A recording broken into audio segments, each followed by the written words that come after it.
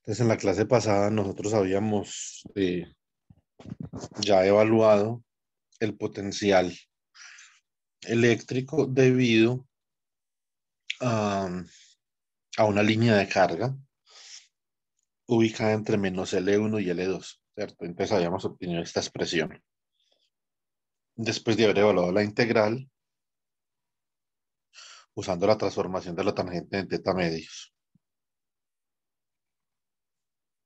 ¿cierto? Bueno, muy bien. Yo ya les mandé estas diapositivas, ¿o no? Sí, profe, por el WhatsApp, si no estoy mal. Bueno, muy bien. Entonces ahora, para nosotros poder, digamos, comparar con algo conocido, recuerden cuando nosotros estamos en electro, nosotros habíamos evaluado tanto el potencial eléctrico como el campo eléctrico de una línea de carga, ¿cierto? Entonces, si era un lambda sobre 2 pi epsilon sub cero por el logaritmo natural de una, de un, de una distancia arbitraria, de forma tal que en esa distancia, si yo hablo del potencial en esa distancia, el potencial da cero, ¿cierto? Entonces, es una distancia de referencia, porque recuerden que el potencial no es observable, ¿cierto? Entonces, esa puede ser una distancia arbitraria siempre y cuando hablamos del potencial en esa distancia, sea cero. Como es arbitrario, entonces es arbitrario el punto de referencia, ¿cierto? Entonces, simplemente es un punto donde el potencial es cero. Entonces, ahora lo que debemos de hacer para poder determinar esa expresión es obtener un límite. Recuerden que en física nosotros, una de las cosas importantes que hacemos es que obtenemos comportamientos límite. ¿Listo? Entonces, mm, así en ese orden de ideas, nosotros dejamos de dar una expresión aproximada para L1 mucho mayor que ρ y que z, y para R2 mucho mayor que ρ y que z. Es decir, cuando hablamos de la línea infinita de carga, hablamos que sus dimensiones son mucho mayores que las dimensiones características del problema, que cuáles son en este caso, ρ y z, ¿cierto? Entonces, para eso nosotros podemos hacer esto. Este primer término de acá que nosotros tenemos en el numerador, este es fácil de aproximar,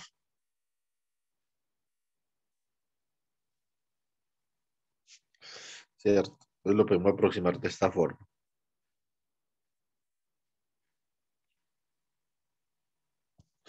Es relativamente sencillo de aproximar. Ahora, el problema es que si nosotros, digamos, utilizamos la misma lógica para aproximar el término en el denominador, básicamente eso da cero, ¿cierto? Entonces no podemos hacer eso, quedaría indeterminado. Entonces, ¿qué hacemos? Vamos a utilizar la expansión binomial y recordamos que la expansión binomial tiene esta forma para uno más x a la un medio, uno más o menos x a la un medio, ¿cierto? Entonces vamos simplemente a elaborar con la expresión del denominador un poquito.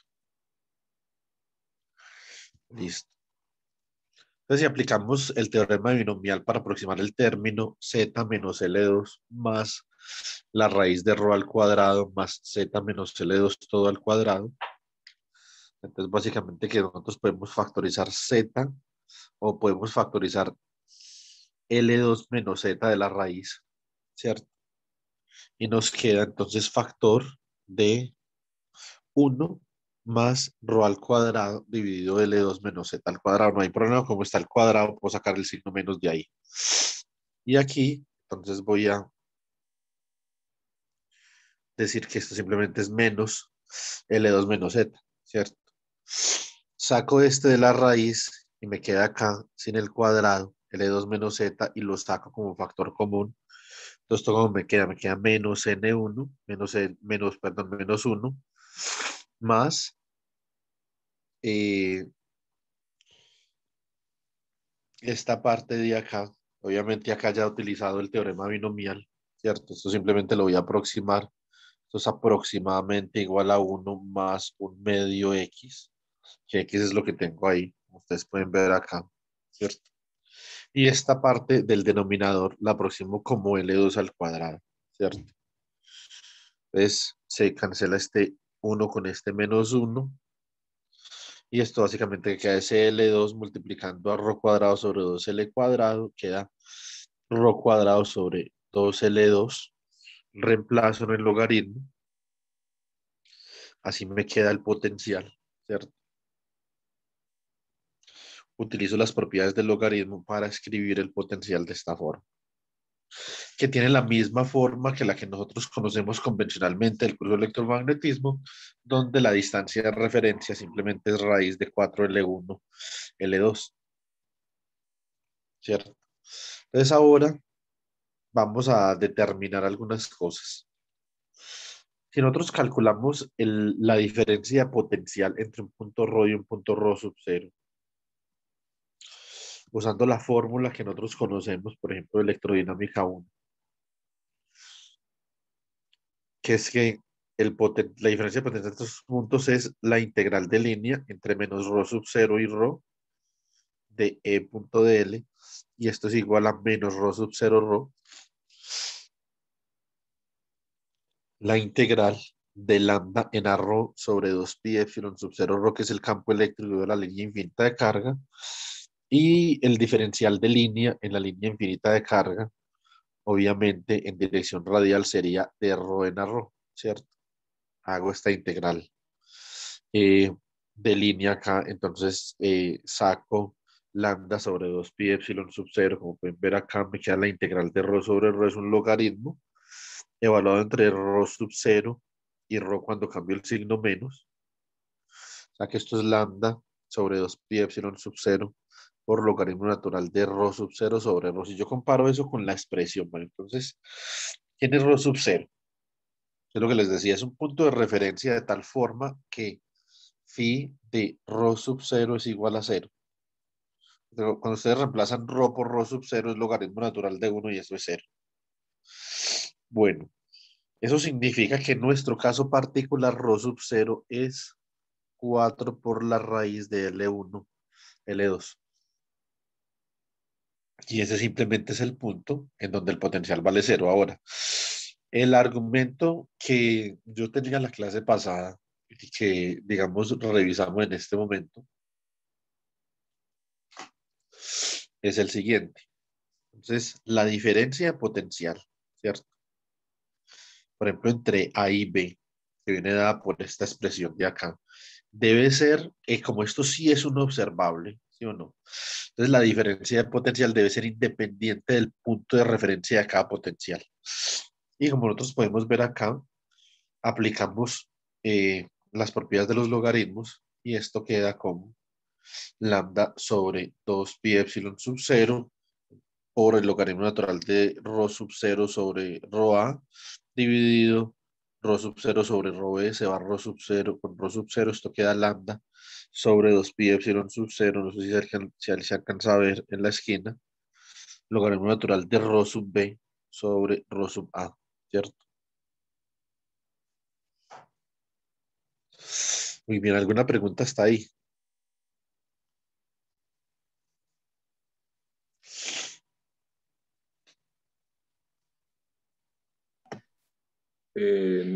Yo bien, vamos bien, pues al momento. Bueno, O sea que, digamos, el punto arbitrario solo lo usamos para poder encontrar la relación entre los dos puntos, pero en realidad no se usó. pues el punto arbitrario se usa teóricamente, ¿cierto? Para usted definir solo potencial. Cuando usted tiene una teoría solo con potencial, usted usa el punto arbitrario, pero usted siempre dice que el potencial es la energía por carga eléctrica que usted, energía por unidad de carga que usted necesita para desplazar una carga desde ese punto arbitrario hasta R. Esa es la definición de potencial. Sí, por eso, pero entonces solo se usó como herramienta porque después se cancela y queda en términos de ρ sub b, ρ sub a.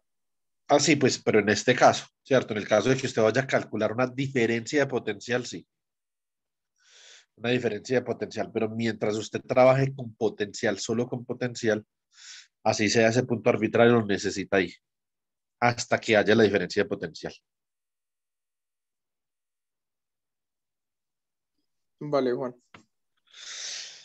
Entonces, ahora vamos a hacer un ejemplo muy importante. Este es un ejemplo bastante importante, porque este es un ejemplo que nos va a permitir después a la postre, cuando nosotros lo coloquemos en contexto para el caso magnético, entonces nos va a permitir a la postre hacer algún trabajo, realizar algún trabajo en la dirección de determinar una relación fundamental, una simetría fundamental entre la electricidad y el magnetismo, pensando en la ortogonalidad de la inducción y del campo eléctrico, ¿cierto? Entonces vamos a comenzar primero con este ejemplo. Nosotros podemos tener este mismo ejemplo para el caso magnético, pero en vez de carga, con corriente. Entonces ahora vamos a considerar un sistema de dos líneas de carga paralelas, ¿cierto? Paralelas.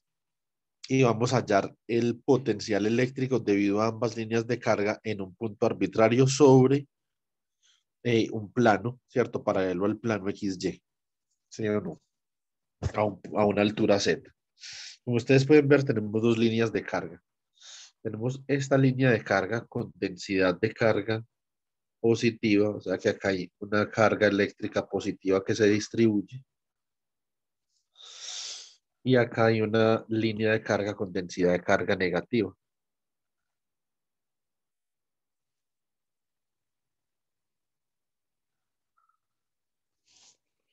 ¿Cierto?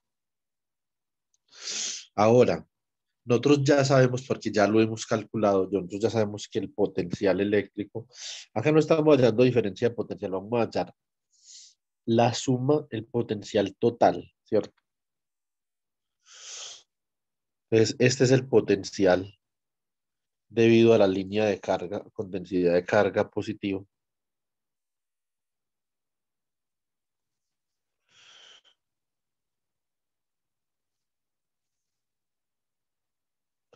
Y este con densidad de carga negativa.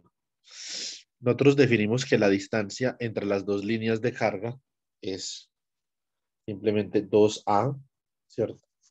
O sea que podemos definir un punto medio y de este punto, esta línea de carga hay A unidades y de este punto, esta línea de carga hay A unidades. ¿Listo? Muy bien. Ahora, vamos a hallar el potencial eléctrico en un punto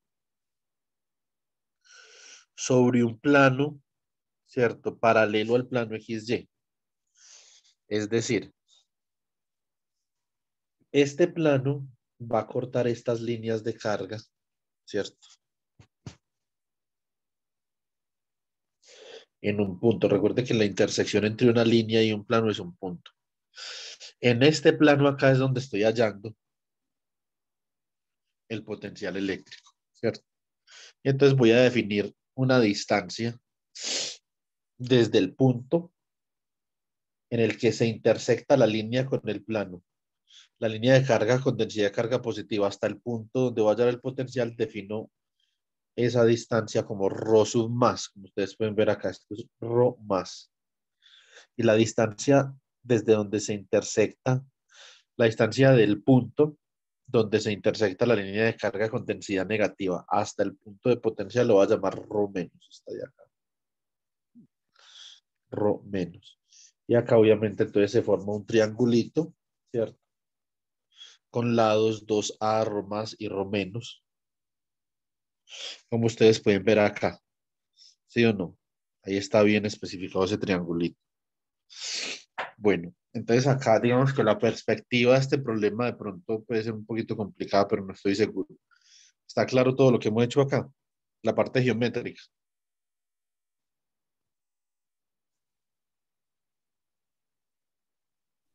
Sí. Sí. Sí. Bueno, muy bien.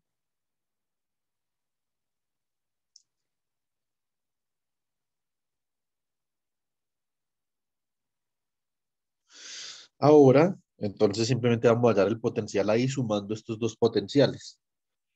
Nosotros sumamos acá, también se cancela, el punto de referencia y básicamente que nosotros obtenemos lambda sobre 2pi epsilon sub 0, ¿cierto?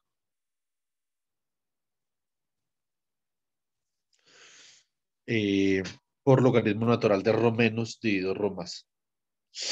Entonces, ese es el potencial en ese punto. Ahora tenemos que maniobrar un poquito, ¿cierto? Con rho menos y rho más para obtener una expresión que nos va a permitir hacer algo que ya les voy a mostrar qué es. Muy bien. Entonces, en este triangulito que queda en el plano, paralelo al plano XY, entonces nosotros podemos ver lo siguiente. Ese es el punto de intersección. Ese es el punto de intersección eh, de la línea con densidad de carga negativa y el plano, ¿cierto? Y este es el punto de intersección con la línea de la densidad de carga positiva y el plano. Básicamente, si nosotros pensáramos en esto aquí, en este caso, nosotros diríamos esto, que este de acá sería como el eje X, ¿cierto? Este de acá el eje X positivo y este de acá el eje X negativo, por ejemplo. Y este de acá, así como nosotros tenemos esto, sería como el eje Y. Tontico. No, ese no sería el eje Y. Este de acá sería el eje Y, como algo así. ¿Cierto? Entonces esto aquí es A, esto aquí es menos A, y básicamente nosotros obtenemos lo que tenemos acá. ¿Cierto? Bueno. Entonces acá lo importante es que nosotros vamos a calcular para un z arbitrario, y eso no importa porque las líneas son infinitas, ¿cierto? El potencial en un punto polar phi, perdón, rho, phi, ¿cierto? Entonces acá, básicamente, que nosotros definimos la distancia del origen a ese punto, aquí en rojo, ¿cierto? Ahí está la distancia del origen a ese punto en rojo, que es rho, ¿cierto? Y ese rho forma un ángulo phi con el eje X positivo, como nosotros sabemos de la definición de coordenadas polares, ¿cierto? Básicamente miremos a ver por la ley del coseno quién es rho menos y quién es rho más. Recuerden que la ley del coseno dice así, si usted tiene un triángulo acá, y este es el lado, digamos, este es el lado A, este es el B, este es el C, este es el ángulo alfa, este es beta y este es gamma. La ley del coseno dice que A cuadrado es igual a B cuadrado más C cuadrado menos el doble producto de B por C por el coseno de alfa, ¿cierto? Es básicamente lo que dice ahí, listo. Entonces ahora vamos a aplicar esa lógica de la ley del coseno, la vamos a aplicar acá. Entonces básicamente dice que rho más al cuadrado, este ladito de acá,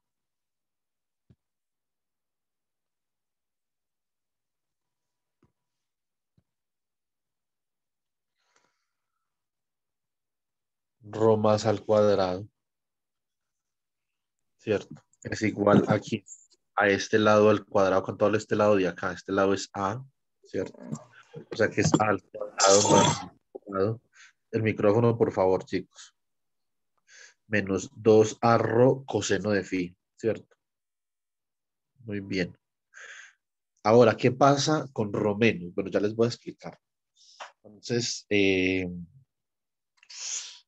es este de acá, ¿cierto? Pero este de acá es coseno, ¿cierto? De pi menos phi.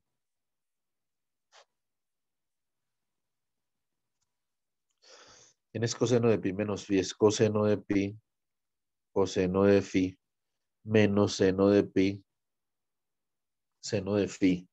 Pero seno de pi es 0 y coseno de pi es menos 1, ¿cierto? O sea que esto es menos coseno de phi. Cuando reemplazamos esto en la fórmula de la ley del coseno queda positivo. O sea que rho menos al cuadrado es igual a cuadrado más rho cuadrado más 2a rho coseno de phi. Que eso tiene sentido desde la ley del coseno porque siempre que el ángulo es obtuso, eso es positivo. Cuando es agudo es negativo. Bueno, muy bien. Entonces ahora nosotros ahorita nos vamos a encontrar con que requerimos saber cuál es la suma de rho más al cuadrado y de Rho menos al cuadrado. Listo. Si nosotros restamos Rho más al cuadrado y Rho menos al cuadrado, entonces se va esta con esta, y nos queda 2a Rho coseno de phi más 2a Rho coseno de phi. Bueno, menos realmente, porque estamos es Rho más menos Rho menos al cuadrado. Nos da menos 4a Rho coseno de phi. Y si la sumamos, ¿qué pasa cuando sumamos esos dos términos de ahí? Cuando la sumamos, se va este con este. Se suma a con a cuadrado, 2a cuadrado, Rho cuadrado con Rho cuadrado, 2 Rho cuadrado. O sea que esto es 2a cuadrado más 2 Rho cuadrado, ¿cierto? Muy bien. Vamos a elaborar.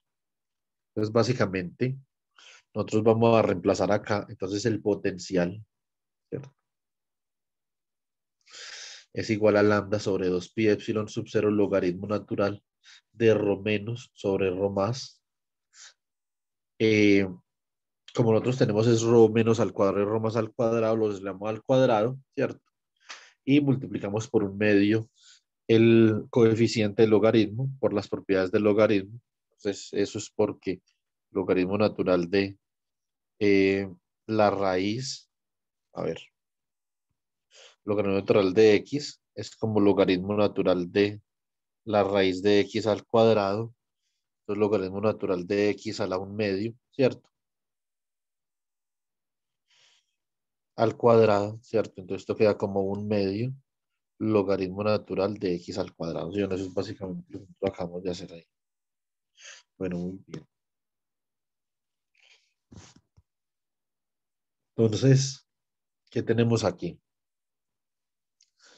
Nosotros reemplazamos Rho menos al cuadrado, Rho más al cuadrado, entonces el potencial nos queda de esta forma. Esta es la forma final del potencial debido a las dos líneas de carga que nosotros queríamos hallar.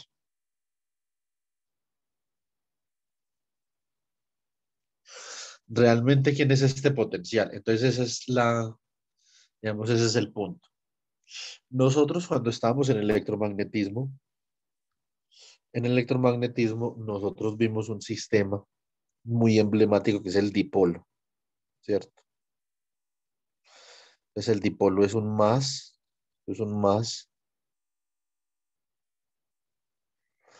esto es un menos acá, ¿cierto? Y básicamente,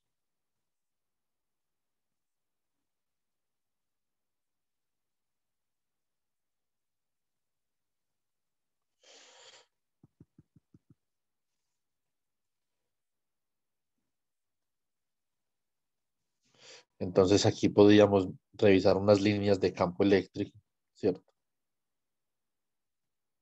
De esta forma, ¿sí o no? Ahora, una de las formas, ¿cómo pensaría uno en realizar un dipolo? ¿Cómo se realiza un dipolo? ¿Cierto? Una de las formas en las que uno puede realizar un dipolo, bueno, por ejemplo, el agua tiene dos dipolos, ¿cierto? Por ejemplo, nosotros podemos tener acá H2O, podemos tener un oxígeno, ¿cierto? Aquí con dos hidrógenos.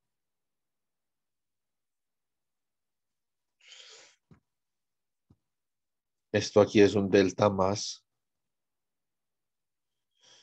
Esto también aquí es un delta más, o sea que hay un exceso de carga positiva, acá hay un exceso de carga negativa por acá, un exceso de carga negativa, entonces realmente eso configura un dipolo, ¿cierto? Entonces, de menos a más, ¿cierto? Y de menos a más. Entonces acá hay dos dipolos, ¿cierto? Donde el dipolo neto del agua, que después vamos a ver esto en polarización, entonces de esta forma. O sea que aquí ya naturalmente vienen configurados dos dipolos. También puede hacer lo mismo, por ejemplo, para el dióxido de carbono. Usted tiene un carbono acá y tiene dos oxígenos acá. Los oxígenos tienen siempre unos excesos de carga negativa por acá. Y el carbono, en este caso, el carbono puede tener exceso de carga negativa o positiva. Aquí el carbono, pues tiene una carga delta más por acá, delta más por acá, delta más por acá, delta más por acá, o sea que tiene cuatro dipolos el carbono, ¿cierto? pero el momento dipolar neto es cero, porque aquí hay dos dipolos en esta dirección, de menos a más, y aquí hay dos dipolos en esta dirección de menos a más, entonces el dipolo resultante es cero, ¿cierto? Luego, por ejemplo, usted tiene el metano, ¿cierto? Tiene carbono, hidrógeno, hidrógeno, hidrógeno, hidrógeno. Esto es en 3 dimensiones, o sea que esta vaina es dura de dibujar. El ¿Esto enlace, qué define que ese carbono es con exceso de carga positiva o con exceso de carga negativa, ¿no? Que usted dijo que... depende con quién se esté enlazando, ¿sí Ah, me ok, entiende? ok. Por ejemplo, acá se está enlazando con el hidrógeno y el hidrógeno por naturaleza tiene una afinidad electrónica pequeña, ¿cierto? En cambio, el oxígeno tiene una afinidad electrónica muy grande. O sea que el oxígeno tiende a desplazar la función de onda del electrón hacia él y el hidrógeno tiende a desplazar la función de onda del electrón por fuera de él. Eso es lo que depende. Mm, ok. Y el carbono es un comodín porque tiene 4 electrones en la última capa. Este de acá Eso es tiene duro. que, eso tiene que ver con lo que en química le decía la electronegatividad. Sí, exactamente. Eso es electronegatividad, pero la electronegatividad es una observación. Es más fundamental la función de onda. O sea, la razón fundamental es por la función de onda. La electronegatividad es simplemente una cosa que los químicos inventaron para explicar algo que no entendían en esa época. ¿Sí me explico? O sea que es empírico. Sí, es muy empírico, exactamente. Entonces acá, bueno, básicamente, a ver qué podemos decir de acá. Listo, entonces esos son los dipolos. Ahora, estas son realizaciones naturales de los dipolos, ¿cierto? O sea, vienen los dipolos ahí en la naturaleza y los dipolos obviamente son en parte muy responsables de todo lo que sucede,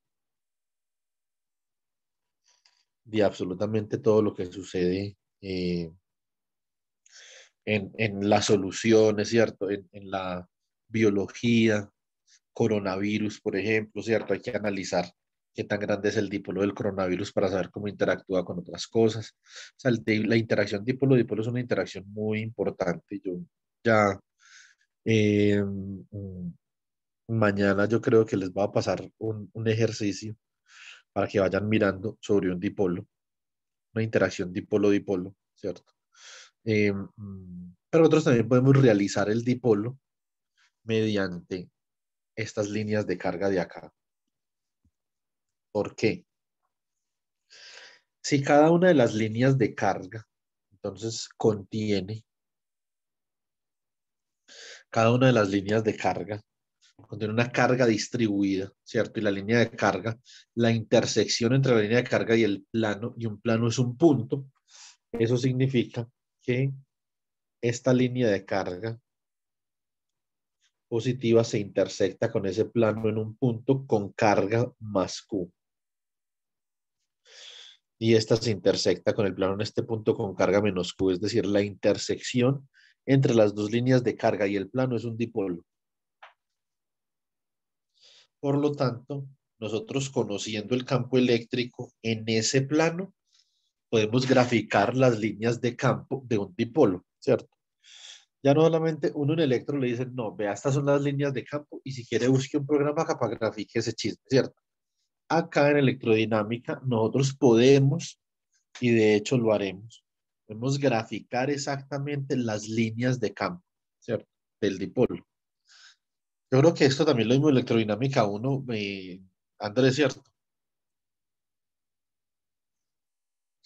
Pero no me acuerdo. Yo creo que yo le enseñé esto. Debería de habérselos enseñado. Entonces, ¿qué vamos a hacer acá? Como nosotros ya tenemos una representación para el potencial, entonces nosotros básicamente podemos utilizar la fórmula o la expresión del gradiente de un potencial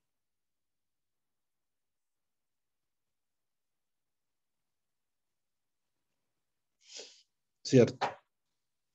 Para calcular el campo eléctrico ahora que ya hemos calculado el potencial. Obviamente nosotros acá nos damos cuenta que es mucho más sencillo aquí en el caso conservativo, de evaluar este potencial acá, ¿cierto? Simplemente usando ya las expresiones que habíamos obtenido anteriormente, porque para evaluar el campo eléctrico acá, un problema vectorial hubiera sido mucho más complejo, la parte de las cilíndricas, etcétera, etcétera. Entonces, una vez nosotros solucionamos un problema escalar, simplemente sacamos el menos gradiente y problema solucionado, ¿sí o no? Entonces, vamos a ver, en coordenadas cilíndricas, el gradiente, entonces lo podemos expresar como el operador gradiente. Como ustedes pueden ver ahí, es quién. D de rho en a rho, ¿cierto? 1/rho por D de phi en a phi y D de z. Ese es el operador gradiente en coordenadas cilíndricas.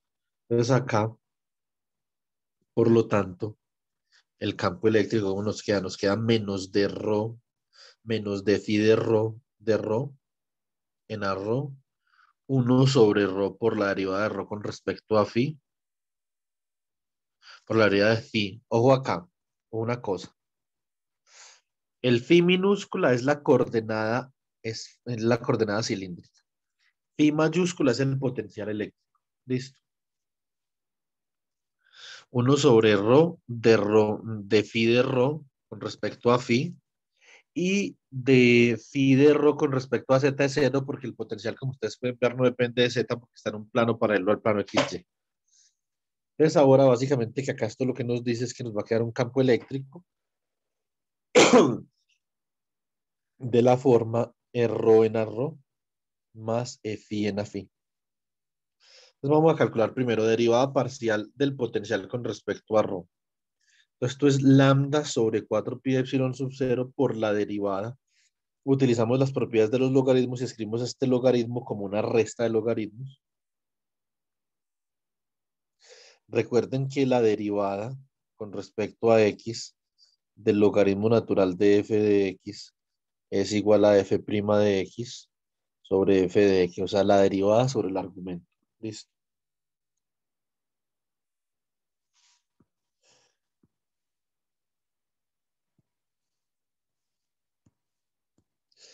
¿Cuál es la derivada del primer logaritmo? Es con respecto a rho, simplemente es 2rho más 2a coseno de phi, como ustedes pueden ver ahí, dividido a cuadrado más rho cuadrado más 2a rho coseno de phi, que no es otra cosa que rho menos al cuadrado, ¿cierto? Ahora menos, este menos de acá, la derivada del logaritmo con respecto a rho, entonces queda como 2rho de acá menos 2a coseno de phi, es lo que tenemos acá, dividido el argumento, que no es otra cosa que rho más al cuadrado. Listo. Muy bien. Entonces vamos a factorizar acá. ¿Qué podemos hacer? Multiplicamos en cruz. Entonces nos queda rho más al cuadrado que multiplica a rho. Bueno, primero sacamos como factor común este 2 de acá, este 2 de acá y lo cancelamos con este 4. Queda 2 pi epsilon sub 0. Multiplicamos en cruz rho más cuadrado factor de rho más a coseno de phi menos rho menos cuadrado factor de rho menos a coseno de phi. Nos queda como habíamos vaticinado ahorita. Nos queda rho más al cuadrado menos rho menos al cuadrado por rho más a, que multiplica rho más al cuadrado más rho menos al cuadrado por coseno de phi, sobre rho menos cuadrado, rho más cuadrado. Esto ya lo habíamos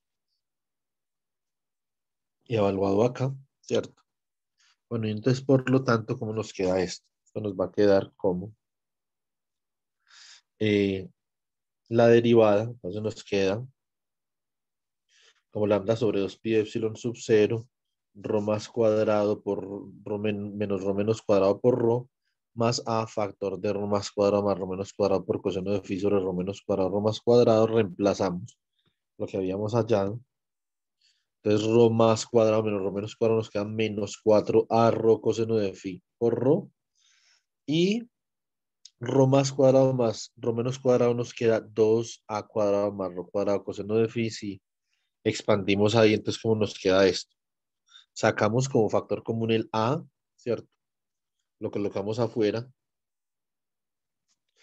nos queda menos 4 rho cuadrado coseno de phi más 2a cuadrado coseno de phi más 2 rho cuadrado coseno de phi.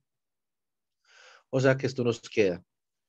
Este de acá con este de acá nos queda menos 2 rho cuadrado coseno de phi. Y acá nos quedaría 2a cuadrado coseno de phi, ¿cierto? Entonces factorizamos el 2 y el coseno de phi, este 2 cuando lo factorizamos se va con este 2 de acá. Entonces nos quedaría eh, simplemente a cuadrado menos rho cuadrado por cos phi. Esto es lo que tenemos acá.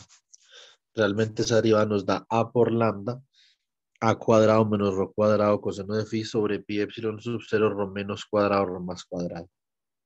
Así que la componente en rho del campo, básicamente, entonces, ¿cómo queda? La menos derivada de phi con respecto a rho, o sea, le colocamos a esto aquí un signo menos, ¿cierto? Y esto da a lambda rho cuadrado menos a cuadrado coseno de phi sobre pi epsilon sub 0 rho menos cuadrado rho más cuadrado.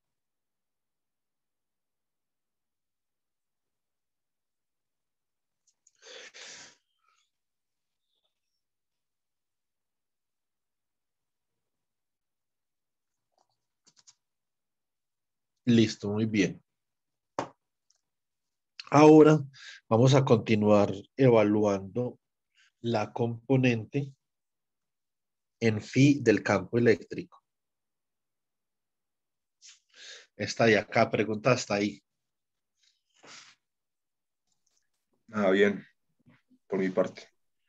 Sí, se entiende bien. Bueno, y ustedes tienen las diapositivas para que hagan el repaso respectivo. Listo. Bueno, eh, ahora entonces vamos a continuar evaluando esta componente. Esto es más sencillo. La derivada del potencial con respecto a phi. Entonces, lambda sobre 4 pi epsilon sub 0 por la derivada con respecto a phi de esta resta de logaritmos. Es muy fácil porque la derivada con respecto a phi de esto es 0, de esto es 0. Con respecto a phi de esto es menos seno de phi. Lo mismo acá, menos seno de phi, pero ahí queda más, o sea que esto queda menos 2 a rho seno de phi sobre rho menos cuadrado, menos por este menos de acá, este menos con este menos de acá más, o sea que es 2 a rho seno de phi, ¿cierto? Sobre rho más cuadrado. Factorizamos, obviamente acá, menos 2 a rho seno de phi, se va este 2 con este 4 de acá, entonces nos queda a rho por lambda seno de phi sobre 2 pi epsilon sub 0, factor de 1 sobre rho menos cuadrado más 1 sobre rho más cuadrado, ¿cierto? Entonces, ¿cómo queda esto? 1 sobre rho menos cuadrado más 1 sobre rho más cuadrado es igual a rho más cuadrado más rho menos cuadrado sobre rho menos cuadrado por rho más cuadrado, ¿cierto? Básicamente lo que tenemos acá. Entonces ya sabemos cuánto da eso. Da 2 que multiplica a cuadrado más rho cuadrado. O sea que reemplazando nos queda menos a rho lambda seno de phi, que venía de arriba, o sea, de acá. Factor de 2 a cuadrado más rho cuadrado. Este 2 se va con este 2 de acá y queda entonces menos a rho lambda seno de phi, que multiplica a cuadrado más rho cuadrado sobre pi epsilon sub 0 rho menos eh, al cuadrado rho más al cuadrado. Listo. Uy. Bueno, muy bien. A ver, ¿qué tenemos aquí?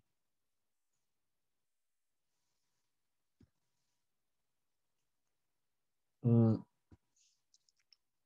Juan, señor, una pregunta que todavía no he visto ahí. ¿Por qué cuando deriva los logaritmos naturales queda abajo un p menos al cuadrado, p más cuadrado? P no, rho menos, Eso, Ro. porque hay que dividir. Recuerde que la derivada con respecto a x del logaritmo natural de f de x es igual a la derivada del argumento dividido el argumento, ¿Sí o no? Ahora, si usted divide Ah, sí, sí, por... sí, sí, sí, sí, ese es teorema de coseno. Es el logaritmo completo. Sí, y eso por teorema de coseno es rho menos cuadrado y rho más cuadrado. Exactamente, pues a cuadrado más rho cuadrado más 2a rho coseno de phi es rho más cuadrado, ¿cierto? Sí, sí, ya lo vi, profe. Listo, gracias. Bueno, muy bien, entonces ahí reemplazamos abajo y hallamos la componente del campo como menos 1 sobre rho por d phi de rho con respecto a phi. Simplemente es a lambda seno de phi, que multiplica a cuadrado más rho cuadrado sobre pi epsilon sub 0, rho más cuadrado, rho menos cuadrado. Listo, entonces ya tenemos las dos componentes del campo eléctrico. Tenemos a rho y tenemos a phi. ¿Sí o no? Bueno, chicos. Muy bien. Ahora la pregunta es, ¿cómo hallamos las líneas de campo eléctrico? Listo.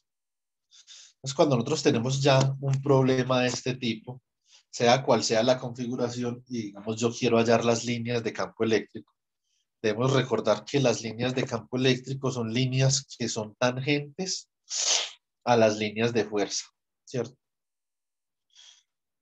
Entonces supongamos que esa es una línea de fuerza, ¿cierto? Que describe la fuerza que experimentaría una partícula en presencia de ese campo eléctrico. Las líneas del campo eléctrico siempre son tangentes a esa línea de fuerza. O las líneas de cualquier campo son tangentes a la línea de fuerza. ¿Cómo sabemos nosotros eso? Porque son paralelas, ¿cierto? Recuerden que la fuerza, por ejemplo, en este caso, es igual a la carga por el campo. ¿Sí o no? Bueno, muy bien. Entonces, cuando algo es paralelo a otra cosa, desde la perspectiva del álgebra lineal, recuerden que dos vectores son paralelos si uno es el producto por un escalar de otro. Entonces, A es paralelo con B si A es igual a lambda por B, ¿cierto? Son paralelos. De hecho, recuerden que en mecánica cuántica, dos vectores que son paralelos representan exactamente el mismo estado, ¿cierto? En mecánica cuántica, inclusive, por el problema de la normalización, son mucho más iguales dos vectores paralelos, ¿cierto? Digamos, en física en general, dos vectores paralelos representan la misma cosa, el mismo fenómeno físico, pues, porque simplemente es una cuestión de unidades ahí que van integradas de manera constante. Ahora, si el campo eléctrico entonces es paralelo a estas líneas de fuerza, entonces podemos decir que el campo eléctrico es paralelo al diferencial de línea de fuerza de acá, ¿cierto? Entonces, de esta forma, nosotros podemos plantear la siguiente ecuación. Si este diferencial de línea de fuerza es paralelo a este campo eléctrico, significa que expresamos el diferencial de línea de fuerza en coordenadas cilíndricas. Expresando, nosotros sabemos cuánto vale un diferencial de línea en coordenadas cilíndricas, no hay problema. Y eso debe ser igual a una constante K que multiplica el campo eléctrico, lo expresamos en términos de sus componentes cilíndricas, ¿cierto? ¿Eso qué significa? Para que esta vaina sea igual, sus componentes en ρ y en phi deben de ser iguales. O sea que obtenemos de acá dos ecuaciones. Que de ρ debe de ser igual a la constante K por la componente en ρ del campo y ρ de phi debe de ser igual a K por la componente en phi del campo, ¿cierto? Eso me hace pensar a diferenciales exactas y diferenciales inexactas, ¿no? Sí, de hecho es parecido. O sea, esto lo asocio a una diferencial inexacta porque el término K vendría siendo como el corrector para que las dos derivadas sean iguales. Sí. Lo que pasa es que usted acá divide y le queda una ecuación diferencial con separación de variables, ¿cierto? Sí, sí. Básicamente parece más a una exacta en ese sentido que a una inexacta, cuando usted separa variables. Ve acá, usted coge y divide estas dos ecuaciones, las divide, entonces ¿cómo le queda? Le queda de ρ sobre ρ de phi, ¿cierto? Se cancela K con K y entonces le va a quedar de ρ sobre ρ de phi igual a rho phi, ¿cierto? Pero nosotros ya estas componentes del campo las habíamos hallado, ¿cierto? Entonces simplemente las tenemos acá. Ustedes pueden observar la componente en rho y la componente en phi. Las reemplazamos en esta expresión que acabamos de obtener acá. Y cuando la reemplazamos, obtenemos esta ecuación diferencial de acá. ¿Cierto? Ahora, esa ecuación diferencial parece como un poquito liosa para resolver, ¿sí o no? Pero realmente no. Realmente no es tan compleja para resolver la ecuación diferencial, ¿cierto? Y bueno, y básicamente lo que nosotros podemos obtener es esto, ¿vale? Cuidado. Vamos a hacer separación de variables acá, Roger. Yo pero dije que esto me parece más a exacta que no exacta en ese sentido. Porque las exactas, cuando usted tiene la exacta, usted puede hacer separación de variables de una forma más o menos simple, ¿sí o no? ¿Qué hacemos acá? Básicamente, que dejamos de rho sobre rho acá, ¿cierto? Dividimos por rho cuadrado menos a cuadrado y multiplicamos por rho cuadrado más a cuadrado para que nos dé esto. Y multiplicamos por d phi también en ambos lados. Entonces obtenemos esta ecuación diferencial separable de acá.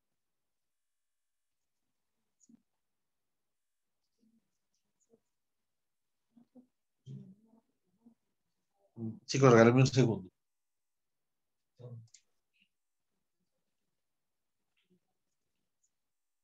No, eso es...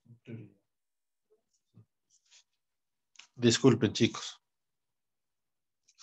Bueno, muy bien. Dame un segundo. Muy bien. Entonces, nosotros ya tenemos esa ecuación diferencial por separación de variables, ya simplemente, como ustedes saben, de matemáticas 4. Esta es la primera ecuación que uno ve en matemáticas 4, ¿sí o no?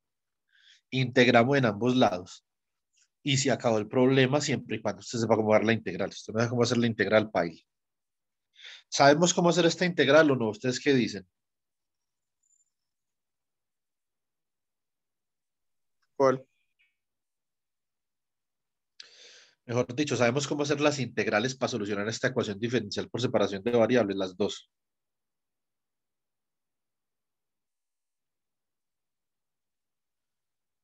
La derecha es una sustitución simple. Muy bien. Sustitución simple por la derecha y la izquierda.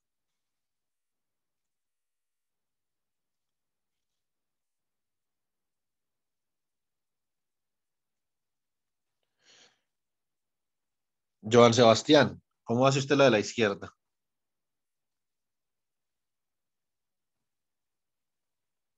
La estoy viendo, profe. Mm, ¿Sustitución simple? ¿También o no? No, no, no se puede. No, ahí no sale.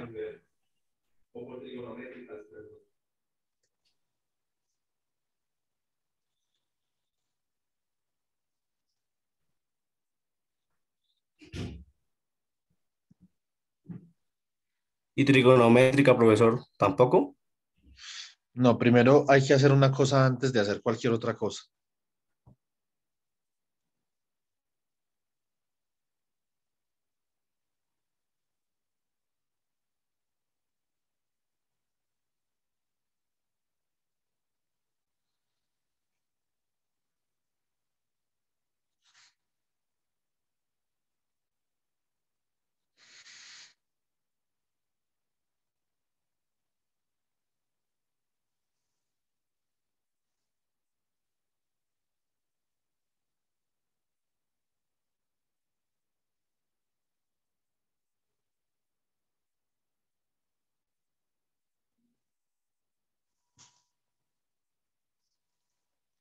Chicos, Bustos, Roger, esta vaina es fácil, Heidi.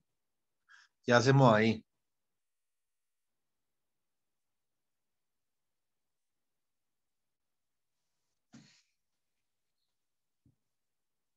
Ya le digo, profe.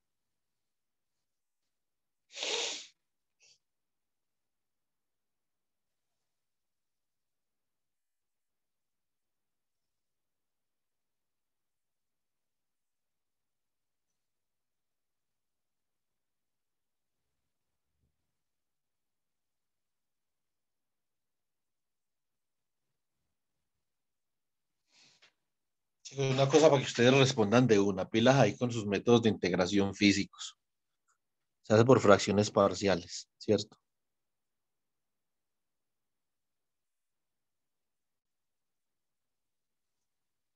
Listo. Vamos a hacer esta Pero primero. habría que distribuir el denominador, ¿no? Sí, sí. Así como vamos a ver aquí, Andrés. Entonces, básicamente acá distribuimos este denominador de esta forma. Recuerden que el polinomio del numerador es un orden menor que el del denominador que tenemos aquí, ¿cierto? Entonces multiplicamos esto, nos queda de esta forma de acá. Y si comparamos a más b, ¿cierto? Tiene que ser igual a 1, porque lo que está multiplicando a rho cuadrado en ambas expresiones debe ser igual a 1, ¿cierto? Y la constante también debe ser igual a 1, o sea que a, ¿cierto? Debe ser igual a menos 1, ¿sí o no? O sea que b es igual a 2, a igual a menos 1. Ya tenemos entonces la solución, ¿sí o no? De esto. Entonces, ¿cómo queda esto? Queda de la siguiente forma. B es igual a 2, ¿cierto? O sea que esto queda la integral de 2 rho de rho sobre rho cuadrado menos a cuadrado. Y es igual a menos 1, o sea que queda menos la integral de rho sobre rho, ¿cierto? Ahora, eh, esta integral de rho sobre rho cuadrado menos a cuadrado sí sale por sustitución simple acá. U es igual a rho cuadrado menos a cuadrado. Du es igual a 2 rho de rho. Así esta integral simplemente queda la integral de du sobre u. Y esto es igual al logaritmo natural de u. Pero u es rho cuadrado menos a cuadrado. O sea que esto es logaritmo natural de rho cuadrado menos a cuadrado, que es exactamente lo que tenemos acá, menos logaritmo natural de rho. Así que esto da logaritmo natural de rho cuadrado menos a cuadrado sobre rho. ¿Cierto? Ese es lo que hace integral. Sí, bueno, ahora la segunda integral, como dijo Andrés, sustitución simple. U igual a seno de phi.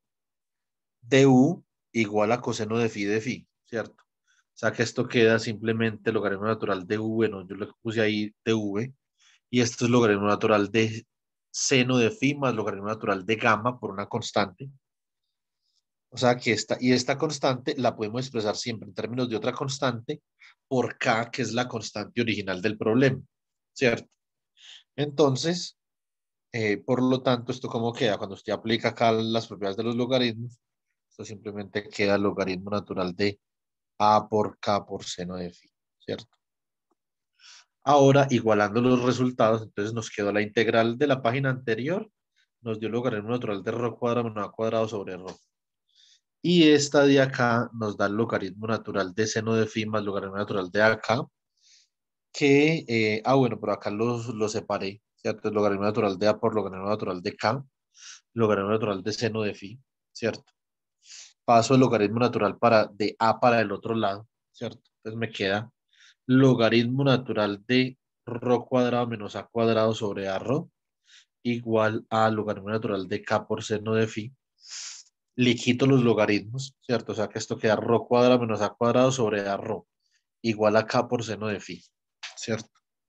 Listo. Ahora vamos a hacer una cosa. Vamos a ver mucho cuidado, pues. Vamos a coger y vamos a partir de acá.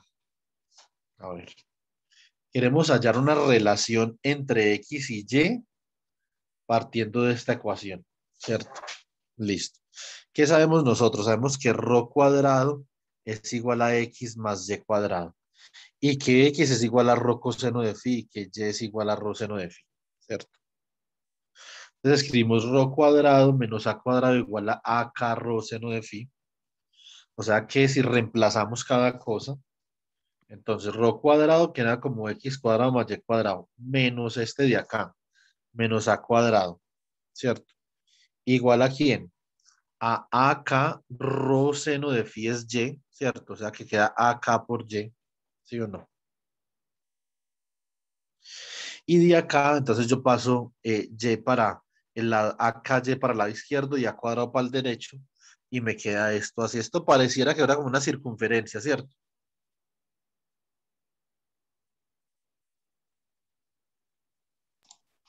Sí, de X cuadrado más Y cuadrado. Entonces, ¿cómo hacemos? Vamos a completar el cuadrado, ¿cierto? O sea que dividimos AKY por 2Y, ¿cierto? Y lo elevamos al cuadrado. Entonces, a esto le sumamos y le restamos A cuadrado, K cuadrado sobre 4, ¿cierto?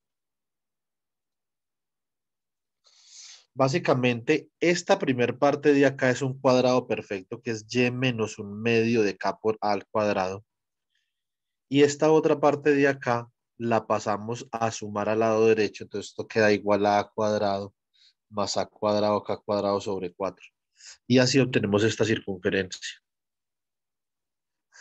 Esta es una circunferencia con radio A que multiplica la raíz de 1 más K cuadrado sobre 4, ¿sí o no?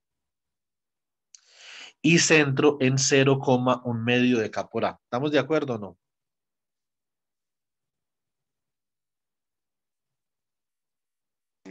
Sí, Sí. Bueno,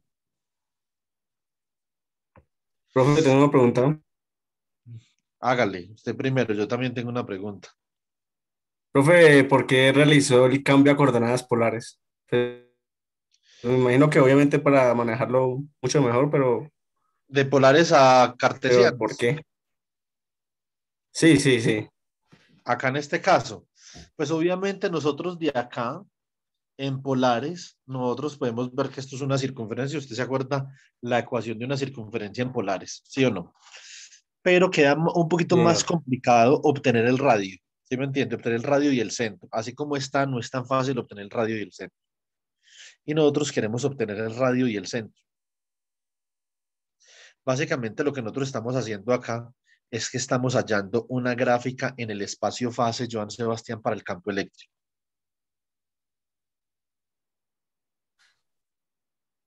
Estamos mirando a ver cómo se relacionan la coordenada en X y Y del campo eléctrico entre ellas. Y por eso cuando yo grafico esta circunferencia, por ejemplo, usando este script en MATLAB que tengo, usted la puede graficar fácilmente. ¿Sí o no? Tiene usted acá las dos cargas, la carga positiva, la carga negativa, y la gráfica de esa circunferencia para diferentes valores de K. Si usted comienza a variar K, ¿cierto? Varíe K igual a 1, menos 1, lo que sea, ¿cierto? ¿Sí o no? Entonces ahí, eh, mm, cuando usted varía acá, por ejemplo, vea, Joan, yo acá estoy variando K entre menos 4 y 4, por ejemplo, ¿cierto? Entonces, para varios valores de K, lo que yo hago es hacer, dibujar cada una de esas circunferencias, y lo que usted se puede dar cuenta es que esas circunferencias representan las líneas de campo eléctrico. Las tangentes a esas circunferencias son las líneas de campo eléctrico. Listo.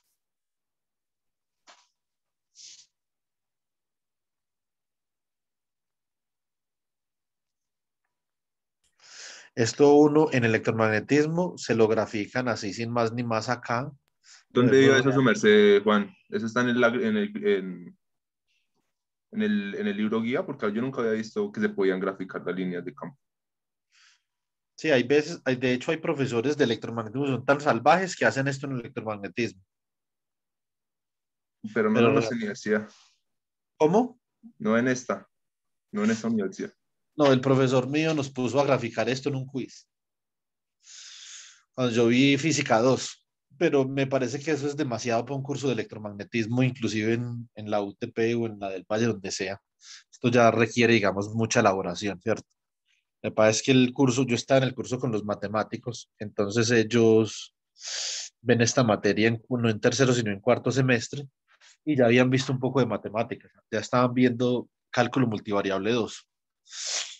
Entonces,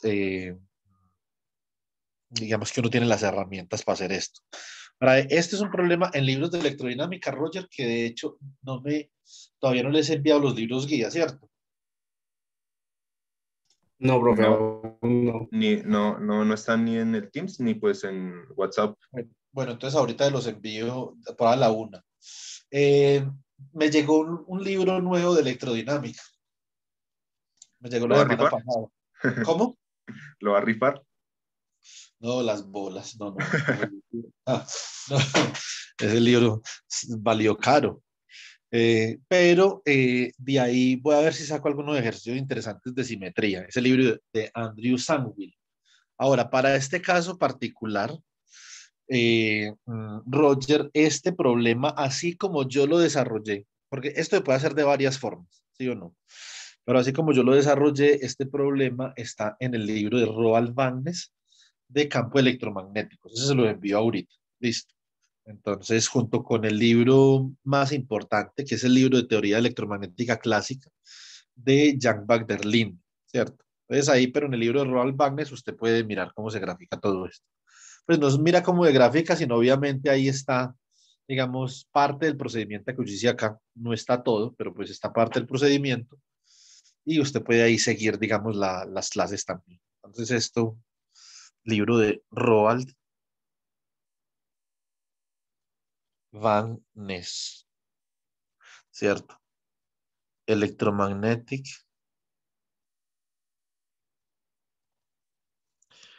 Fields. Bueno, entonces ahora una cosa, listo, entonces usted puede obviamente también graficar las líneas de campo por acá, que esto también usted, estos vectorcitos usted también los puede hacer en MATLAB o en Python, ¿cierto?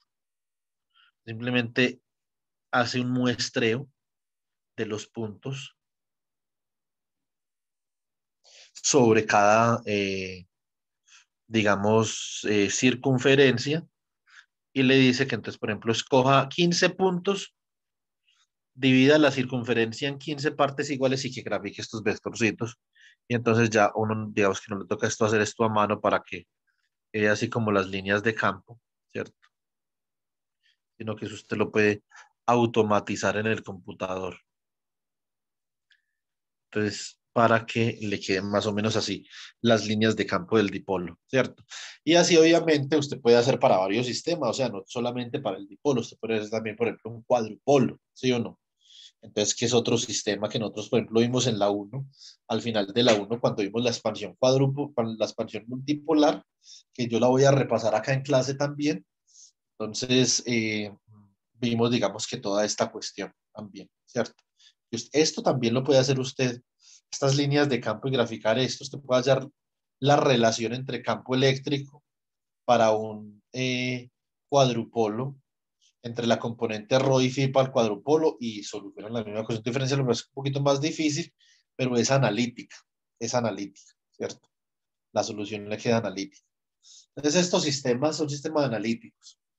Pues usted tiene el dipolo, tiene el cuadrupolo, el hexapolo, octupolo, dodecapolo, hexadecapolo. Bueno, entonces tiene usted varias cosas ahí, ¿cierto? Usted puede graficar dependiendo de la distribución de cargas que usted tenga.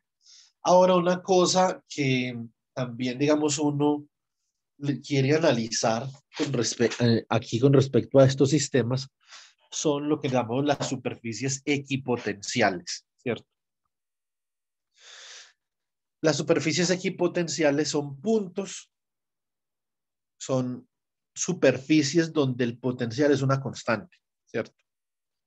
Entonces, básicamente nosotros haciendo un procedimiento parecido, también está en el mismo libro, y nosotros haciendo un procedimiento parecido, nosotros podemos llegar a una gráfica de las superficies equipotenciales y entonces mirar a ver cuál es la relación entre el potencial y el campo eléctrico para este dipolo, ¿cierto? Entonces, vamos a estudiar una relación fundamental usando un sistema. Eso es una cosa que hacen mucho los físicos. Sistema, ¿sí o no? Y en este sistema estudiemos esta teoría. Estudiemos la relación fundamental campo potencial, por ejemplo, ¿sí o no? Muy bien, entonces si este es el potencial que nosotros tenemos, nosotros habíamos hallado.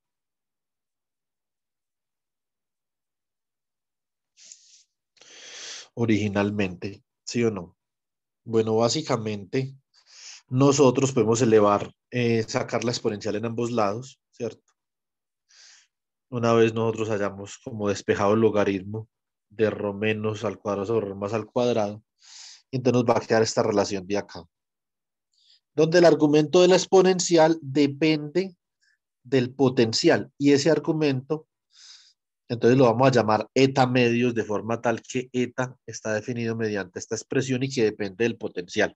Eta es una constante en la superficie equipotencial porque el potencial es constante para arriba y para fin de la superficie, ¿cierto?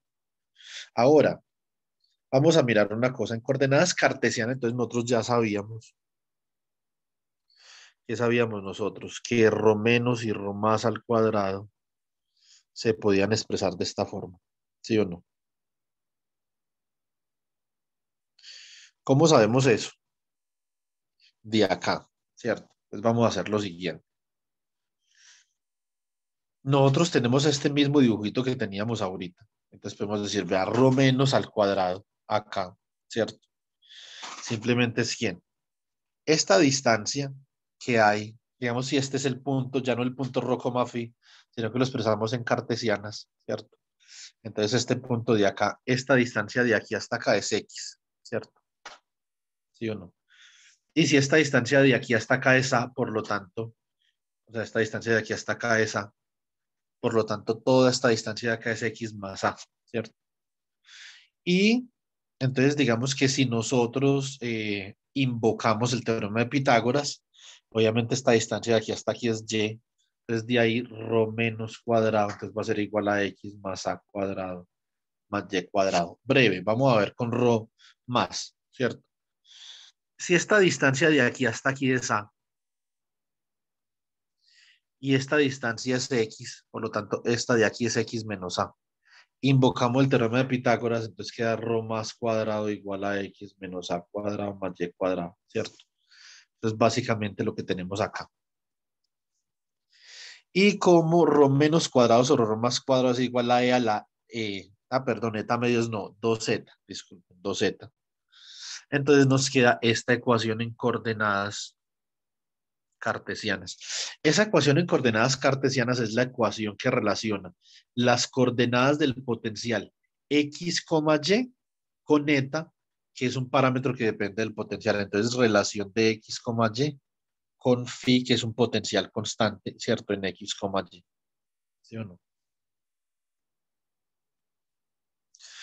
Entonces, aquí vamos a comenzar a hacer cositas. Vamos a multiplicar en ambos lados por x menos a cuadrado más y cuadrado.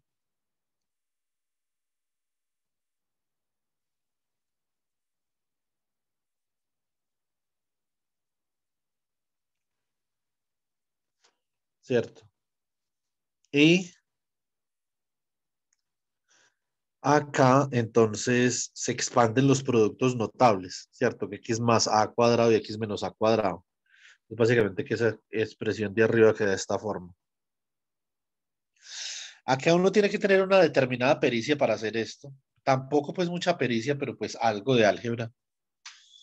Entonces, básicamente que yo premultiplico este e a la 2z por cada cosa de acá y paso todo para el lado izquierdo. Entonces me queda, por ejemplo, este x cuadrado me queda x cuadrado menos, chicos, no puedo ver bien, esto es un x cuadrado, disculpen, ¿me colaboran? Sí, profe. Sí, es un x cuadrado menos 2ax más a cuadrado más y cuadrado Gracias, por listo. e a la 2z. Bueno, entonces, si entonces paso, este queda x cuadrado por e a la 2z, lo paso para el otro lado, entonces queda x cuadrado menos x cuadrado por e a la 2 eta, entonces factorizo x cuadrado y me queda x cuadrado factor de 1 menos 2z. Lo mismo con 2ax, lo que pasa es que como este está negativo pasa a positivo y queda 2ax factor de 1 más e a la 2z. A cuadrado pasa a negativo, o sea que si queda a cuadrado, que multiplica a 1 menos 2 eta. Y y cuadrado también está positivo, o sea que pasa a negativo, me queda y cuadrado que multiplica a 1 menos e a la 2z. Ahí, hasta ahí, claro, ¿cierto? Sí, Ahora, cada uno de esos términos los vamos a dividir por 1 menos e a la 2z. Este término de acá también. Este de acá también.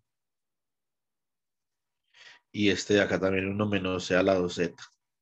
Se cancela este con este, se cancela este con este. Y solamente queda el de este de acá, que es 1 más e a la 2z sobre 1 menos e a la 2z. Y así queda más o menos la ecuación ya. Digamos que ahí simplificamos considerablemente. la situación, ¿cierto? Ahora podemos elaborar un poquito más, ¿cierto? Entonces podemos decir que E a la 2z simplemente es E a la eta por E a la eta. Y 1 podemos decir que simplemente es E a la eta por E a la menos eta, para que podamos factorizar algo de ahí. Vamos a factorizar arriba y abajo, ¿cierto? Arriba podemos factorizar E a la eta y abajo también se cancela E a la eta con E a la eta y queda E a la eta más E a la menos eta dividido E a la menos eta menos E a la eta más A cuadrado más Y cuadrado igual a 0, ¿cierto? Bueno, entonces, ¿qué tenemos aquí? Muy bien, sacamos un factor común acá menos para que esto quede menos E a la eta más E a la menos eta sobre E a la eta menos E a la menos eta. Y eso no es otra cosa que cotangente hiperbólico de eta.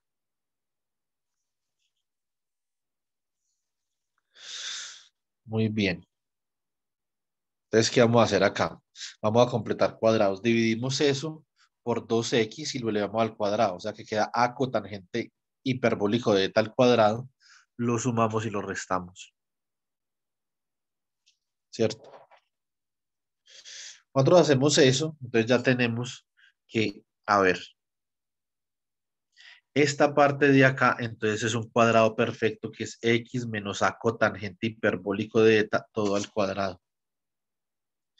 Más ya al cuadrado pasamos este a cotangente hiperbólico de eta para el lado izquierdo y a cuadrado, perdón, para el lado derecho y a cuadrado también, para que nos quede entonces a cuadrado cotangente hiperbólico al cuadrado de eta menos a cuadrado.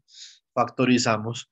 Esto nos queda a cuadrado que multiplica cotangente hiperbólico al cuadrado de eta menos 1, ¿cierto?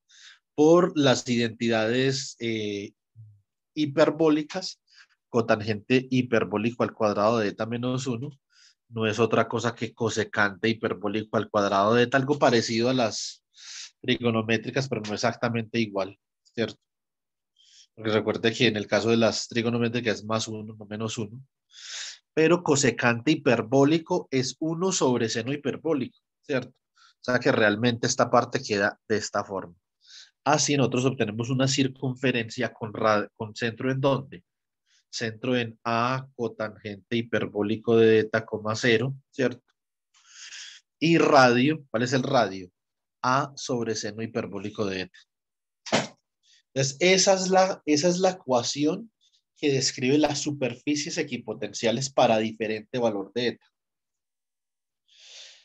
Entonces, básicamente lo que yo tengo es que tengo esta gráfica de acá. Yo voy a graficar en un mismo plano, voy a graficar las curvas de nivel para el potencial y las curvas de nivel para el campo eléctrico, ¿cierto? Y así yo obtengo las curvas de nivel para el potencial, son las curvas punteadas, y las curvas de nivel para el campo eléctrico son las curvas continuas, ¿cierto? Y así obviamente yo tengo una representación para el potencial y el campo eléctrico en un mismo plano. Cuando yo analizo la situación acá, analizar la situación un poquito, entonces básicamente que yo puedo obtener que si yo voy a calcular, pónganle cuidado a esto, yo miro acá este punto donde se intersectan esas curvas para el campo eléctrico y para el potencial eléctrico.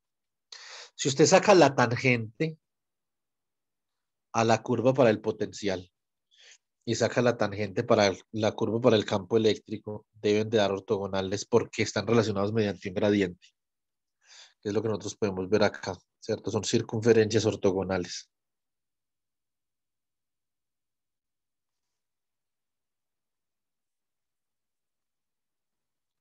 Es una relación importante. Después podemos graficar nosotros, por ejemplo, en el mismo plano, las curvas en el plano fase para el campo eléctrico y para la inducción magnética. Y también deberíamos de poder estudiar una relación fundamental entre ellas. ¿Cómo se grafica esto? Acá esto se grafica simplemente para diferentes valores de eta. Usted comienza a darle valores a eta, ¿cierto? Y obviamente lo que usted va a ver es que la circunferencia, el radio de la circunferencia, se va a comenzar a expandir de manera no lineal a medida que también se expande, a medida que también se traslada a su centro, ¿cierto? Por eso es que esas curvas de nivel para el potencial quedan así.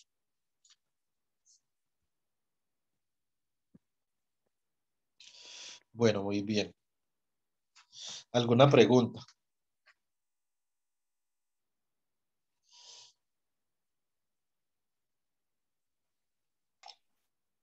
No. Sí, señor. Bueno.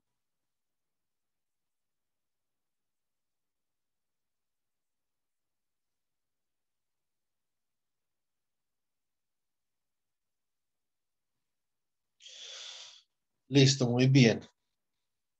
Eh, mm, entonces, este es como un contexto que nosotros acabamos de terminar de la parte eléctrica. Entonces, esto es potencial eléctrico, ¿cierto? Y campo eléctrico, cogiendo algunos sistemas, estudiamos algunos sistemas y derivamos unas propiedades fundamentales para esos sistemas, ¿cierto? Entonces, eh, ahora vamos a mirar la contraparte. Vamos a mirar qué pasa con esto en el caso magnético. Listo.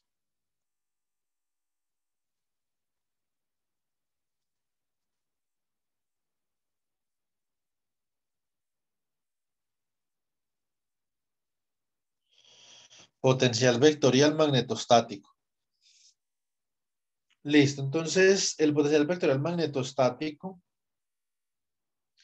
es un potencial también en términos del cual podemos definir la inducción magnética, ¿cierto? Debido a lo siguiente. Entonces, ahora esto no tiene que ver con conservación, ¿cierto? Entonces ya aquí digamos que nos estamos enfrentando a otras cosas. Una identidad vectorial importante es que el gradiente de un rotacional es cero, ¿cierto?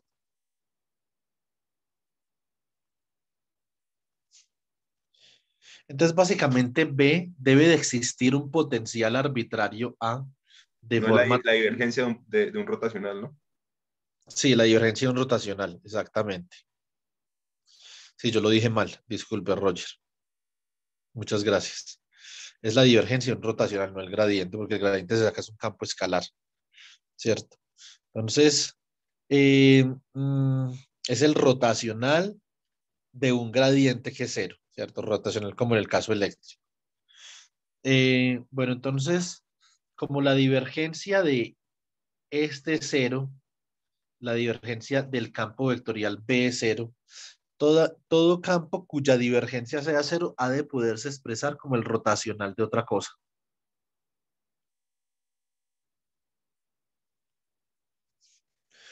¿Cierto? Muy bien. Es que esta es la ley de Gauss para el campo magnetostático o para el campo magnético en general en forma diferencial, ¿cierto?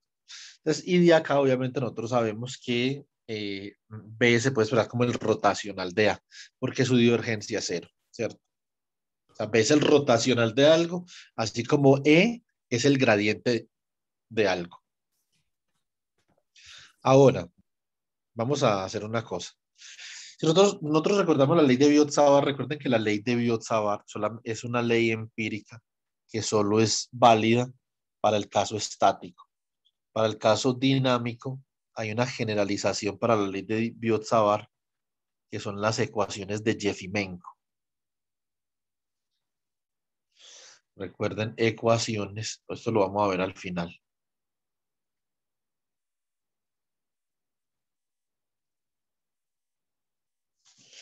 Listo. ¿Un ruso?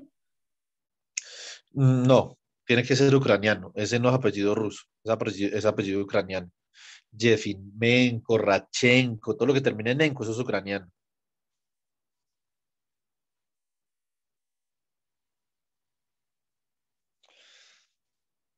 Bueno, aunque me imagino que los rusos decretan ellos de Ucrania, entonces allí no sabría decirte.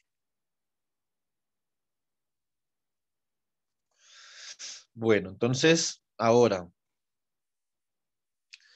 eh, en este caso, entonces vamos a recordar algo. Esto es básico de electrodinámica 1, el gradiente de ese kernel de Coulomb, que es 1 sobre R menos R', es menos AR sobre R menos R' al cuadrado, ¿cierto?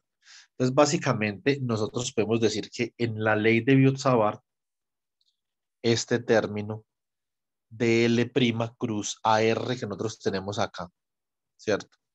Básicamente lo podemos expresar como, esto es DL' cruz AR dividido de R menos R' al cuadrado, pero A sobre R menos R' al cuadrado, AR sobre R menos R' al cuadrado, básicamente es menos el gradiente de 1 sobre R menos R'. O sea que de acá nosotros podemos obtener esta relación, ¿cierto?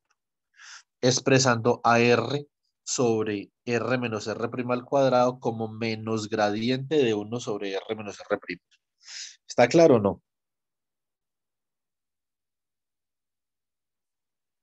Sí. Bueno, entonces nosotros podemos reexpresar el campo magnético de esta forma, la inducción. Entonces introducimos esta relación en la ley de Biot-Savart. Bueno, eh, mm, y entonces nos queda acá el signo menos, mu sub 0 sobre 4pi por la integral de línea, ¿cierto? Y prima dl', ¿cierto? Porque esto está evaluado en R, cruz nabla de R menos R', ¿cierto? De 1 sobre R menos R'. Entonces vamos a utilizar acá las propiedades del rotacional, ¿cierto? Entonces vamos a ver que obviamente dl' cruz o del gradiente más bien, cruz gradiente de 1 sobre R menos R'. Entonces, ¿cómo queda esto? Esto básicamente es el rotacional, ¿sí o no? O menos el rotacional, obviamente, porque acá había un signo menos, de dl sobre R menos R', ¿cierto? Menos el rotacional de dl' sobre R menos R'. Pero ojo una cosa, este rotacional se está calculando con el operador gradiente, pero en las coordenadas no primadas, ¿cierto? Esto es no primado. Y este dl' está en el sistema primado, ¿cierto? O sea que esto es dx', dy', dz', ¿sí o no? Por lo tanto, como están en diferentes sistemas, el rotacional de eso es cero. Porque en el sistema primado, en el sistema, para el sistema no primado, dl' es constante, ¿cierto? Entonces este término de acá es cero, ¿sí o no? Entonces esto básicamente, ¿cómo queda? Esto queda como mu sub 0 y prima, ¿sí o no? Sobre 4pi por la integral de línea del rotacional de dl' sobre R menos R', ¿cierto? Y entonces saco el rotacional de ahí porque esto estamos integrando aquí en el sistema primado, entonces saco el rotacional de la integral y me queda rotacional de este término de acá. Y este término de acá lo defino como ADR, ¿cierto? Por lo tanto, acá vemos que desde la perspectiva fundamental, el campo de inducción magnética se puede expresar, ¿cierto? Como eh, el campo de inducción magnética se puede expresar como el rotacional de A, siendo A el potencial vectorial magnetostático, mu sub 0 por I sobre 4pi por la integral de línea de dl' sobre R menos R'. Esto, obviamente, esto es desde la perspectiva empírica de la ley de Biot-Savart. Eso significa que la ley de Biot-Savart es consistente con esta definición de potencial vectorial magnético, ¿cierto? Y eh, además, este potencial vectorial magnético también lo podemos obtener de esta forma solucionando la ecuación vectorial de Poisson, que es laplaciano vectorial de A igual a menos mu sub 0 por J. Esta ecuación tiene esta solución en funciones de Green, donde la función de Green, recordemos en este caso, es menos, ¿cierto? Menos 1 sobre 4pi r menos r prima, ¿cierto? Entonces, pero la ley de Biot-Savart, digamos que es consistente con esa parte con esa parte de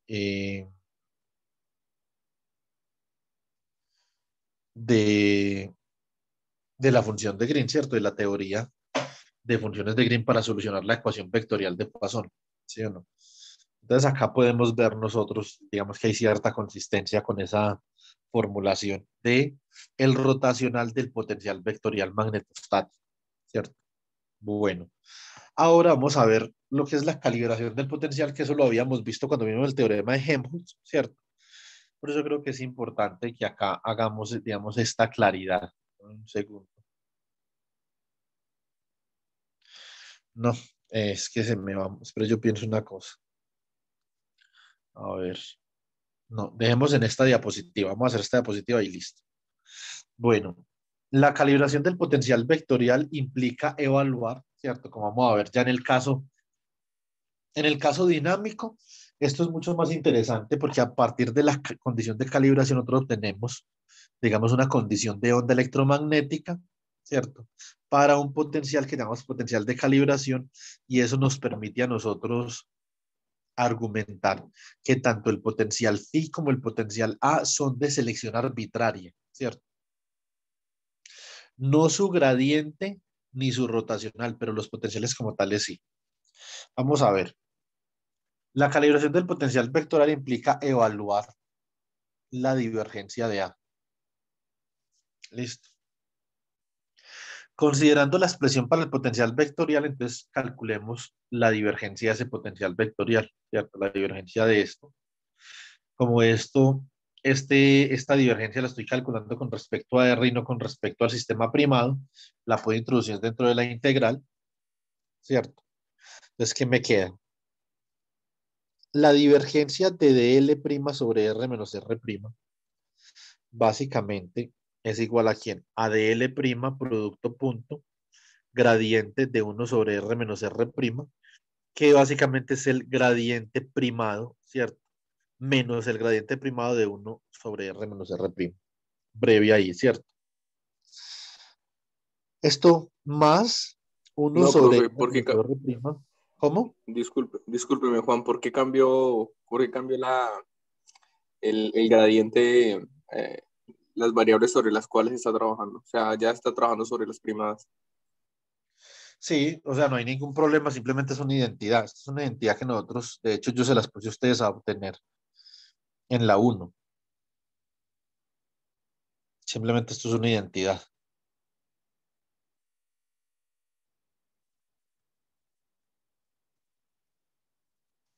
¿Cierto? Entonces simplemente aplicamos esa identidad para que nos quede una cosa acá y nosotros poder ver que esto es 0, ¿cierto? Como esto no depende de R' Andrés, sino que depende de R, entonces básicamente va a ser más difícil, digamos, argumentar que esta integral es 0, ¿cierto? Pero acá digamos que no estamos, o sea, aquí no estamos realizando ninguna inconsistencia matemática. Esto es perfectamente consistente matemáticamente hablando. ¿Sí me explico? Sí, sí, sí, es una propiedad. Es una propiedad. Entonces acá, obviamente, y nos queda, entonces esto es 1 sobre R menos R'. El gradiente o la divergencia de dl', la divergencia con respecto al sistema no primado, eso es 0. Acá básicamente solamente nos queda el primer término, ¿cierto? Que es este de acá. Y nos queda menos mu sub 0 y prima sobre 4pi, la integral sobre gamma prima de la divergencia de la divergencia, perdón, el gradiente en el sistema primado de 1 sobre R menos R' punto de L'. ¿Sí o no? Bueno, utilizamos el teorema de Stokes acá, ¿cierto? ¿Sí o no? Entonces esto es una integral de línea y utilizando el teorema de Stokes, entonces yo puedo convertir esa integral de línea en una integral de superficie. Entonces simplemente esto queda como la integral doble sobre una superficie abierta que está delimitada, ¿cierto? Esta es gamma prima y esta entonces sería S prima, ¿sí o no? Entonces esto queda el rotacional del gradiente y eso es cero. Y por lo tanto la divergencia es cero. Entonces la divergencia del potencial vectorial es cero. Esto en el caso estático, ojo, caso estático. En el caso dinámico, nosotros cuando comencemos a ver potenciales electrodinámicos la semana entrante, vamos a ver que esto es ya mucho más interesante en el caso dinámico cuando tenemos variaciones temporales, ¿cierto? Esta condición de calibración se convierte en una ecuación de onda. Esto es muy interesante. Tanto, acá estamos hablando, esta se llama la condición de Coulomb o Coulomb gauge, se le dice. Después vamos a ver en la parte dinámica, vamos a ver el Lorentz gauge. Eso tiene que ver mucho con lo que estaba diciendo Roger, con el grupo de Lorentz, ¿sí o no? Bueno, muy bien. Por el momento, dejemos en esta diapositiva, listo. Dejemos en esta diapositiva para poder comenzar entonces ya la próxima clase. Comencemos con la ecuación vectorial de Poisson. Vamos a mirar sus soluciones en términos de funciones de Green. Y vamos a mirar que diferentes potenciales vectoriales dan como resultado el mismo campo magnético, ¿cierto? Para nosotros, digamos, argumentar y justificar el hecho de que el potencial vectorial, digamos, es arbitrario más los campos no. Después, entonces, vamos a hacer un pequeño problema de aplicación con la ley de Biot-Savart, ¿cierto? Y vamos a demostrar también que, o vamos a recordar más bien que esto se puede hacer por la ley circuital de Ampère, ¿sí o no? Después vamos a evaluar el potencial vectorial usando la solución con funciones de Green para la ecuación vectorial de Poisson. Y después vamos a mirar cómo calcular las componentes de la inducción magnética a partir de las componentes del potencial vectorial, ¿cierto? Básicamente algo parecido a lo que hicimos con el campo eléctrico. Vamos a aproximar el potencial vectorial por una línea infinita y después entonces vamos a hacer el problema que habíamos hecho hoy con las dos líneas infinitas de carga. Ahora vamos a hacer dos líneas infinitas de corriente, donde por cada línea va una corriente en dirección contraria. Una va en dirección Z, otra va en dirección menos Z. O sea que esto básicamente es así como un dipolo, ¿cierto? Pero ahora para el caso magnético, se cambia la carga por la corriente, ¿cierto? Mu sub 0 por 1 sobre epsilon sub 0, y vamos a ver que obtenemos expresiones similares para el potencial, ¿cierto? Vamos a hacer lo mismo, vamos a calcular las componentes del campo magnético, después vamos a calcular, vamos a mirar cómo se relacionan las componentes de la inducción magnética en relación a las componentes del campo eléctrico para el caso de esas dos líneas de carga y dos líneas de corriente. Vamos a calcular, digamos, las líneas de campo tal como lo hicimos en el caso de hoy para el caso eléctrico, ¿cierto? Vamos a solucionar la ecuación diferencial, vamos a ver que es un poquito distinta, pero básicamente el procedimiento es igual, ¿cierto? Y graficamos acá entonces las líneas de inducción magnética de cada uno de esas líneas de corriente. Como nosotros vemos, es básicamente algo parecido al dibujito que teníamos para la ley de Ørsted, ¿cierto? Que simplemente es un campo que está circulando alrededor del conductor, ¿sí o no? Esto lo podemos graficar acá con estas circunferencias, y acá graficamos la intersección entre las líneas de campo E y las líneas de campo B, ¿cierto? Para el caso en el que estos de acá sean los puntos donde se intersectan las líneas de corriente y las líneas de carga con el plano, ¿cierto? Hallamos acá unas relaciones fundamentales entre entre los componentes de la inducción y los componentes del campo eléctrico, y determinamos que hay una relación de ortogonalidad entre E y B, ¿cierto? De esta forma, y acá llegamos a potenciales electrodinámicos. Esto yo creo que sí hay que esperar hasta el próximo jueves. Listo, chicos. Eso es más o menos lo que nos resta de estas diapositivas. ¿Les parece? Listo, Juan.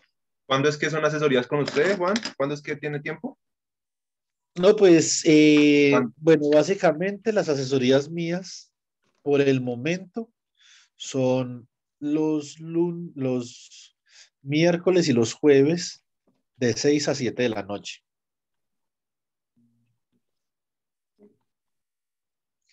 Entonces, pero usted también se puede presentar en la asesoría de mecánica cuántica, que son los viernes de 8 a 10. También podemos hablar ahí. O usted me dice, vea, necesito, tengo tal problema, ¿me puede ayudar? Y hacemos un día por la noche, nos vemos, no hay problema, listo. Listo. Al igual. Bueno, jovencitos. Listo, entonces que pasemos una tarde, nos vemos en Cuántica, Andrés.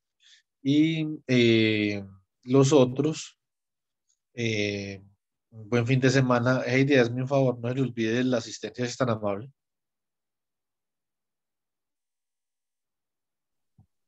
Bueno, Listo, profe. profe, nos vemos entonces ahorita. Listo, chaito, chicos. Listo, Juan. Feliz fin de semana. Chao. Profe, Hasta hasta luego. luego.